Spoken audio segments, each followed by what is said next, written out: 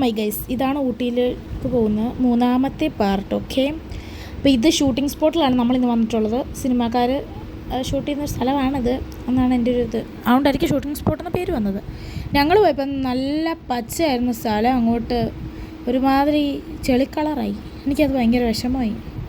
ഞങ്ങൾ വന്ന സമയം ഒരു ഏപ്രിൽ മെയ് ആ ഒരു ടൈമിലാണ് വന്നത്. അതുകൊണ്ടാണെന്ന് തോന്നുന്നു. നല്ല വെയിലൊക്കെ ഉണ്ടായിരുന്നു. പിന്നെ കുറേ പേര് കുതിര സവാരി ചെയ്യുന്നുണ്ടായിരുന്നു ഗൈസ്. ഇത് ഇവിടം വരെ നടത്തിക്കും, ബാക്കി അങ്ങോട്ട് ഓടിക്കും. അതാണ് ഇവരുടെ പണി. ഓക്കെ, നല്ലതായിരുന്നു. അവിടെ ഇരുന്നിട്ട് കിടന്നിട്ട് തന്നെ ഒരുമാതിരി ഊർന്നൂർന്ന് പോകുമായിരുന്നു. അതാണ് ഈ കാണുന്നതൊക്കെ. നല്ലതായിരുന്നു. അത് കഴിഞ്ഞിട്ട് നമ്മളിങ്ങോട്ട് പോയപ്പോൾ അത് അതിൻ്റെ ഒരു ഇറങ്ങാൻ നേരത്താണ് നമ്മൾ ഈ കുരങ്ങന്മാരെയൊക്കെ കണ്ടത്.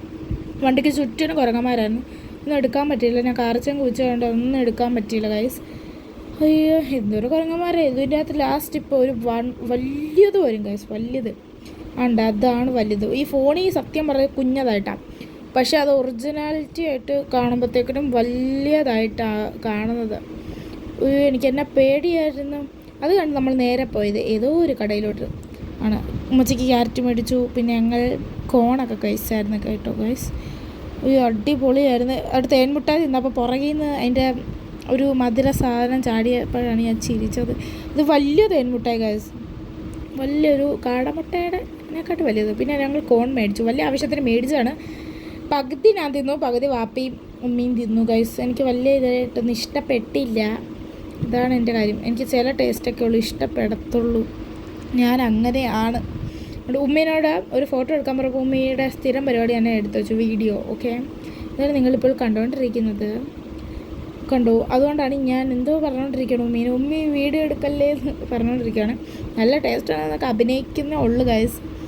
പക്ഷേ ഒരു കാശിരം കൊള്ളത്തില്ലെന്ന് എനിക്കിപ്പോഴാണ് മനസ്സിലായത്. പിന്നെ ഞാൻ അവിടെ നിന്നൊരു കോളയും കൂടെ കുടിച്ചായിരുന്നു. അത് കണ്ട് നമ്മൾ നേരെ പോയപ്പോൾ ഈ ഒരു സ്ഥലം കണ്ടു. കുറേ പശുവിനെയും കുതിരേനെയൊക്കെ കിട്ടിയേക്കുന്നത്. വാപ്പയ്ക്ക് കുതിരേനെ ഇഷ്ടമുണ്ട്, അവിടെ നിർത്തി. അതുകൊണ്ട് വാപ്പീനെ കുറച്ച് കുതിരേനൊക്കെ കണ്ടു. നമ്മൾ പോകുകയാണ് ഗൈസ്. നമ്മൾ വീട്ടിലൂടെ തിരിച്ച് പോകുകയാണ്. നല്ല കാർമേഘങ്ങളുണ്ട്. അതിൻ്റെ കൂടെ കാർമേഘത്തിനെക്കാട്ടി കൂടുതൽ വിശപ്പും ഉണ്ട് വയറ്റിൽ. കാരണം രാവിലെ എന്തോ കഴിച്ചതാണ്. വേറെ ഒന്നും ഇതുവരെയായിട്ട് പച്ച വെള്ളം കുടിച്ചിട്ടില്ല. പച്ചവെള്ളമല്ല, കോള കുടിച്ചു, കോണും കഴിച്ചു, അത്രേ ഉള്ളൂ.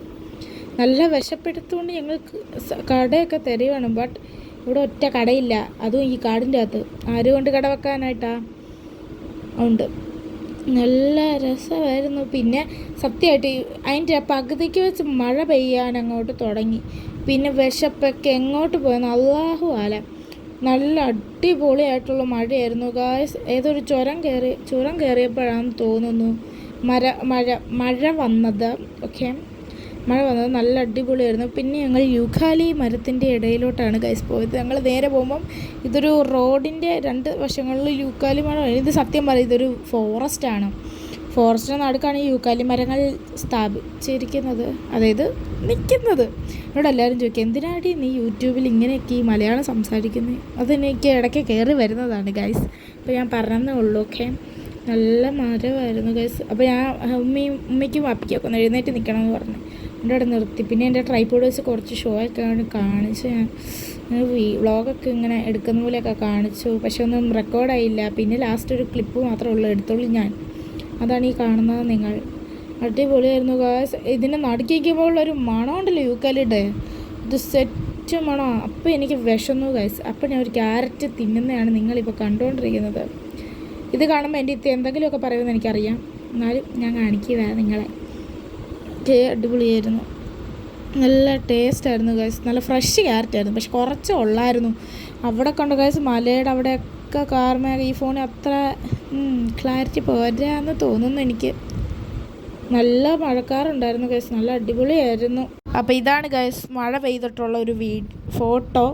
ഇതിൽ ഇത് മാത്രം കണ്ടുള്ളൂ എന്ന് തോന്നുന്നു. ഓക്കെ, ഞാൻ പെട്ടെന്ന് നോക്കിയപ്പോൾ ഇതാണ് കണ്ടത്, അതുകൊണ്ടാണ് ഇത് ഇവിടെ തന്നെ ഇടുന്നത്. വിശപ്പിൻ്റെ കാര്യം പറഞ്ഞപ്പോഴാണ് റബ്ബേ. പക്ഷേ ഇതിൻ്റെ ഇടയ്ക്കൊരു മഴ പെയ്യുന്ന ഒരു കാര്യം ഞാൻ പറഞ്ഞെന്ന് തോന്നുന്നു. അടിപൊളിയാണ് ഗൈസ് ആ മഴ.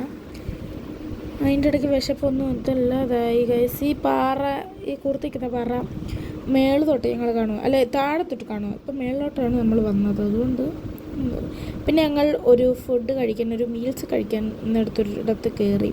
മീൽസൊക്കെ കഴിച്ചു ഞങ്ങൾ ഇറങ്ങി ഗൈസ്. ഈ ഒരു റെസ്റ്റോറൻറ്റിലാണ് പോയത്. പിന്നെ ഈ കാടിൻ്റെ അകത്ത് വെച്ച് കാടിൻ്റെ അകത്ത് വെച്ചാണ് ഞങ്ങൾ ഐസ്ക്രീം കഴിക്കുന്നത്. അതൊരു സത്യമായിട്ടും ഒരു വനമാണ് ഗൈസ്. ഇത് നല്ല വാപ്പി വഴക്ക് പറഞ്ഞുകൊണ്ടിരിക്കുകയാണ്, നീ എന്തിനാ ഈ മഴയത്ത് ഐസ്ക്രീം കഴിക്കുന്നത്? പക്ഷേ മഴ പ്ലസ് ഐസ്ക്രീം, വാവ്.